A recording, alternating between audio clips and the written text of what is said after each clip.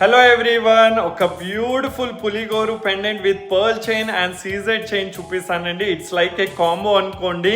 కేవలం మనకి 1550 రూపీస్ మాత్రమే. నచ్చితే లైక్ అండ్ షేర్ చేయడం మాత్రం మర్చిపోవద్దు. సో రండి చూపిస్తాను.